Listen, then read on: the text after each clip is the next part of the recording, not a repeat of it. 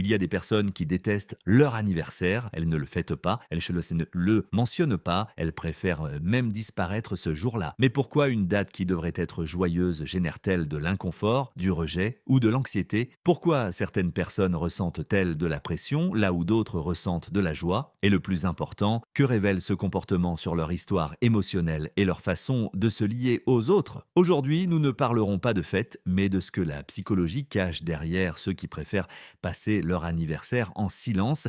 Lorsqu'une personne adulte décide de ne pas fêter son anniversaire, dans de nombreux cas, la racine ne se trouve pas dans le présent, mais dans l'enfance. Ce n'est pas un choix soudain ni une simple préférence personnelle, c'est le résultat d'une expérience émotionnelle qui s'est répétée trop de fois quand elle n'avait pas encore les mots pour l'expliquer. Imaginez un enfant qui attend son anniversaire avec impatience, il compte les jours, imagine le gâteau, les cadeaux, l'attention, mais le jour arrive et passe comme n'importe quel autre, personne ne le mentionne, personne ne s'arrête, personne ne se souvient. Au début, ça fait mal, la deuxième fois, ça trouble, la troisième fois, quelque chose change à l'intérieur de l'enfant. Il n'attend plus, il apprend. La psychologie appelle cela l'impuissance apprise. C'est le moment où le cerveau comprend qu'attendre quelque chose de positif ne mène qu'à la déception. Il active alors un mécanisme de protection, cesser de désirer. Parce que quand on n'attend rien, on n'est pas blessé. Avec le temps, cet enfant cesse de demander, il cesse de s'enthousiasmer et le plus important, il cesse de considérer son anniversaire comme quelque chose de pertinent, non pas parce que cela n'a pas d'importance, mais parce que la douleur de l'attente était trop grande. À l'âge adulte, cette blessure n'est pas mémorisée consciemment, il n'y a pas de souvenir clair disant « personne n'a fêté mon anniversaire », mais le corps s'en souvient, le système nerveux s'en souvient. Chaque fois que cette date approche, une sensation inconfortable apparaît, difficile à expliquer. Ce n'est pas une tristesse évidente, c'est plutôt une tension silencieuse, un besoin que la journée passe vite, et c'est pourquoi beaucoup d'adultes disent je n'aime pas fêter mon anniversaire », sans savoir exactement pourquoi. Ils ne ressentent pas de colère, ils ne ressentent pas de peine, ils ressentent de la neutralité, et cette neutralité est bien en réalité une cuirasse émotionnelle. Le cerveau a appris quelque chose de très clair durant l'enfance. N'attends pas de reconnaissance car elle ne viendra pas. Alors, au lieu de revivre l'ancienne déception, il choisit d'ignorer complètement la date.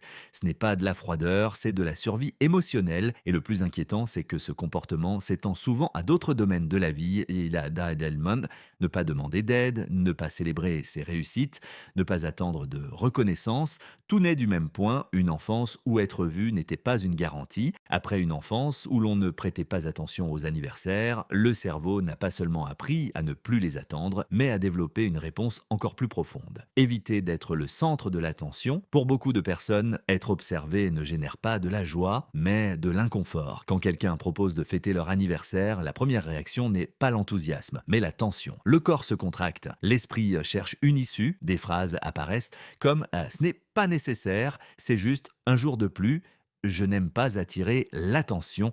Mais derrière ces mots se cache quelque chose de plus profond. Dans l'enfance, l'attention était inconsistante. Parfois, elle ne venait pas, ou elle arrivait accompagnée de pression, d'attente ou de critique.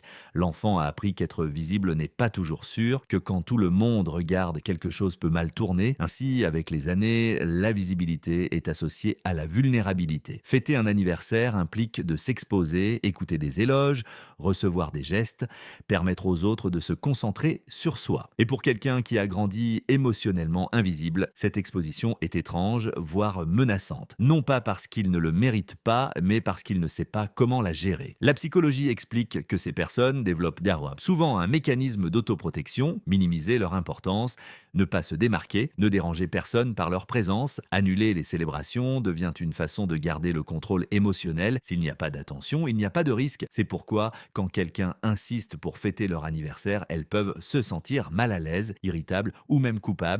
Ce n'est pas un rejet des autres, c'est la peur d'occuper un espace qui, par le passé, ne leur a jamais été accordé de manière stable. Cet évitement n'est ni de l'arrogance ni un désintérêt social, c'est le résultat d'années passées à apprendre qu'être au second plan est plus sûr qu'être vu. Que passer inaperçu fait moins mal que de s'exposer à une possible déception, et ainsi, l'anniversaire cesse d'être une fête. Il se transforme en une situation que le système nerveux veut éviter, non par manque d'amour-propre, mais à cause d'une histoire émotionnelle qui a appris à se cacher, Avec le temps, le rejet de l'attention se transforme en quelque chose d'encore plus silencieux et profond. La sensation de ne pas mériter d'être célébré, pour ces personnes, l'anniversaire n'éveille pas de la joie, mais une question inconfortable qui n'est jamais formulée à voix haute. Pourquoi quelqu'un devrait-il célébrer mon existence? Ce n'est pas une question consciente, elle vit au fond de l'esprit, façonnée par des années de carences émotionnelles.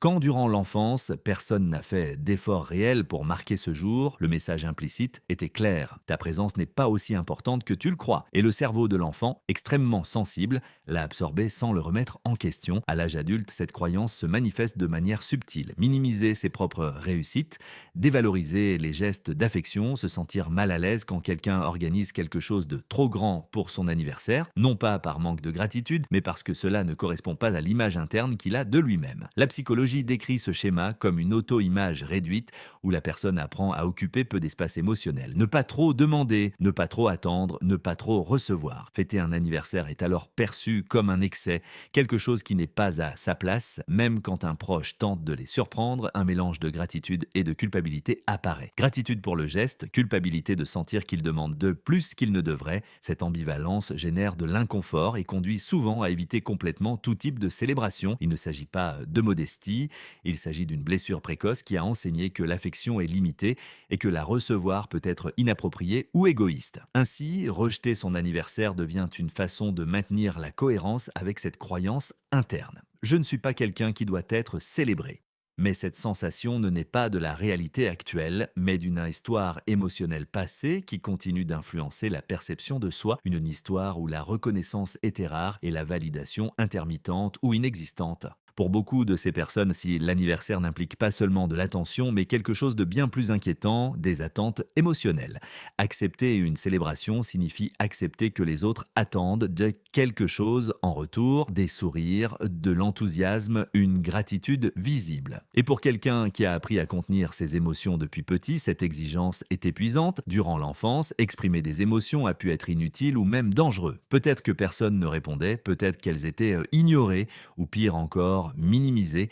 Avec le temps, la personne a appris à se protéger en réduisant ses réactions émotionnelles au strict nécessaire. À l'âge adulte, cette adaptation perdure. Montrer trop d'émotions génère de l'anxiété, non pas parce qu'elle n'existe pas, mais parce qu'on n'a pas appris à la gérer dans un environnement sûr. L'anniversaire devient alors une situation de haut risque émotionnel, trop de regards, trop d'attentes, trop de réactions qui devraient apparaître. C'est pourquoi beaucoup préfèrent l'éviter complètement. Ils ne veulent en décevoir personne, ils ne veulent pas paraître froids, ingrats ou distants. Mais ils ne veulent pas non plus se forcer à jouer un rôle émotionnel qu'ils ne ressentent pas naturellement. La psychologie explique que ce schéma surgit quand l'affection durant l'enfance était imprévisible. La personne apprend que les émotions génèrent des obligations et qu'il est plus sûr de ne pas éveiller d'attente chez les autres. Ainsi, rejeter la célébration devient une forme d'autoprotection. Dire « je n'aime pas fêter mon anniversaire » est en réalité une façon élégante de dire « je ne sais pas comment gérer tout ce que les autres attendent que je ressente ». And although from the outside it looks like indifference, deep down there is a silent struggle between the desire for connection and the fear of not being emotionally up to what that connection demands. Derrière le rejet de fêter l'anniversaire, il existe aussi un besoin silencieux mais puissant, le contrôle. Pour ces personnes, contrôler leur environnement émotionnel est une forme de survie apprise. Quand par le passé, elles ne pouvaient pas contrôler la réaction des autres, si elles recevraient du soutien, de l'indifférence ou de la déception, elles ont appris à ne dépendre que d'elles-mêmes. Fêter un anniversaire implique de céder une partie de ce contrôle. Cela signifie accepter des surprises, des réactions imprévisibles, des gestes que l'on ne peut pas réguler. Et pour quelqu'un qui a construit sa stabilité émotionnelle sur l'autosuffisance, cette perte de contrôle est profondément inconfortable. Ces personnes se sentent souvent plus en sécurité quand personne n'attend rien d'elles et quand elles n'attendent rien des autres. L'anniversaire rompt cet équilibre, il introduit une variable externe qui peut altérer leur calme soigneusement construit. La psychologie souligne que ce trait est commun chez les personnes qui ont dû mûrir trop tôt, ne pouvant pas compter pleinement sur un soutien émotionnel extérieur D'ailleurs, elles ont développé une forte indépendance interne, non parce qu'elles ne désiraient pas d'attention, mais parce qu'elles ont appris que dépendre était risqué. C'est pourquoi rejeter les célébrations n'est pas un acte de froideur, c'est une façon de maintenir intacte une structure émotionnelle qui leur a permis de fonctionner pendant des années. Contrôler quand, comment et avec qui elles se connectent émotionnellement leur offre un sentiment de sécurité qu'elles ne sont pas prêtes à sacrifier. De l'extérieur, cette attitude peut être interprétée comme de la distance ou du détachement. Mais de l'intérieur, c'est de la cohérence, c'est la manière dont ces personnes protègent leur équilibre interne face à des situations qu'elles ressentent comme imprévisibles. Ainsi, éviter l'anniversaire ne signifie pas rejeter les autres, cela signifie choisir un espace où rien ne déborde, où les émotions ne deviennent pas incontrôlables et où la personne peut continuer à être fidèle à la façon dont elle a appris à survivre. Rejeter un anniversaire ne signifie pas rejeter l'affection, cela signifie bien souvent protéger une identité émotionnelle construite avec effort. Pour ces personnes, l'anniversaire n'est pas une date neutre, c'est un miroir, il reflète des attentes, des souvenirs, des comparaisons et une attention qui n'est pas toujours réconfortante. Là où d'autres voient une célébration, elles perçoivent une exposition. Là où d'autres ressentent de la joie, elles ressentent de la pression. La psychologie explique que lorsqu'on a appris à s'autoréguler dans la solitude, tout événement qui concentre des émotions externes peut être vécu comme une invasion, non pas parce qu'elles n'apprécient pas leur entourage, mais parce qu'elles ont appris que leur stabilité dépend du maintien de limites claires. C'est pourquoi éviter cette date n'est ni de l'immaturité ni de la froideur émotionnelle, c'est une cohérence interne. C'est choisir le calme plutôt que le bruit, le contrôle plutôt que l'incertitude, le silence plutôt que les attentes d'autrui. Comprendre cela change le regard, il ne s'agit plus de juger celui qui ne veut pas fêter, mais de comprendre quelle histoire émotionnelle se cache derrière. Chaque rejet cache une expérience préalable. Chaque limite, une leçon apprise. Peut-être que plus qu'insister pour fêter, la véritable preuve d'affection est de respecter ce choix. Car pour certaines personnes, le plus beau cadeau n'est pas une fête, mais la liberté de vivre ce jour exactement comme elles en ont besoin.